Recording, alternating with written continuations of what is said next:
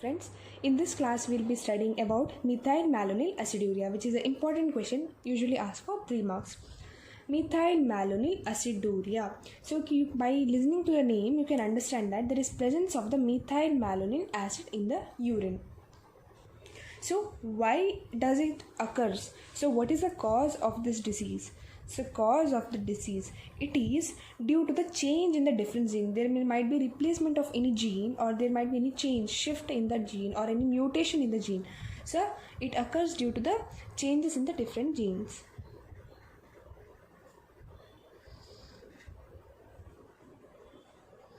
Okay, another point to be noted is that it is an autosomal recessive metabolic disorder.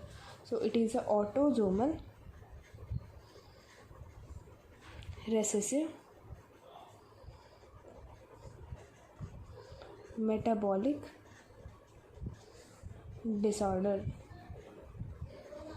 It is an autosomal recessive metabolic disorder. Another thing to be noted that in this kind of disease or symptom, body cannot produce enough RBC. So body is unable to produce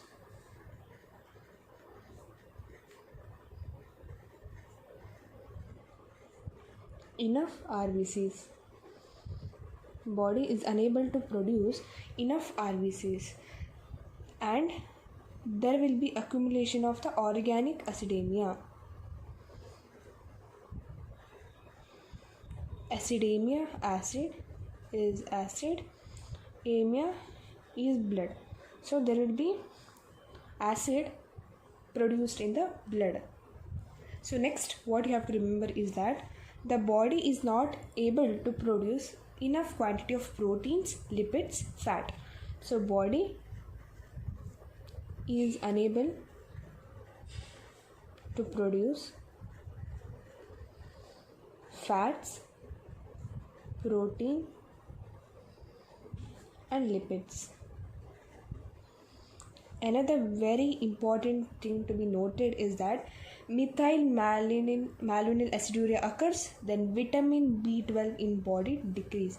So if there is decrease in the vitamin B12 in our body, then methylmalonyl A, it is also aciduria, it is also called as MMA, also decreases.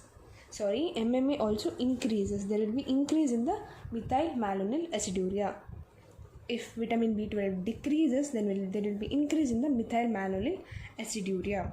So it also occurs due to the increase in the food content. So if we eat more amount of amino acids and fatty acids, like the food which contains more amount of amino acids and fatty acids, then we might get this disease. So eating more amount of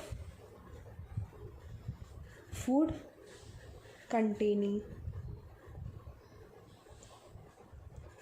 amino acids and fatty acids. And the point to be noted is that it may lead in the critical stages. This also may lead coma and finally to death. This may lead coma and finally death. Okay, so these are the detailed explanation about the methylmalonyl aciduria. Now we'll see the diagnosis test.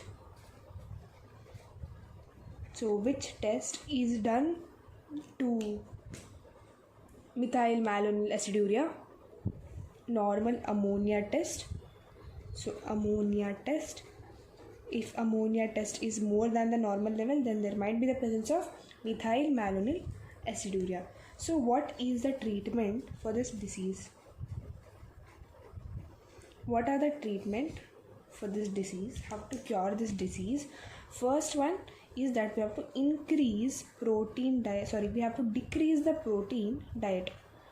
We have to decrease the egg content or any dairy products, whatever we eat. We have to decrease the protein content. We have to take some antibiotics. then we have to do, if the condition may increase to extreme level, like it may not reach the coma or death level, but if it is in the critical stage, then you might have to do liver or kidney transplantation.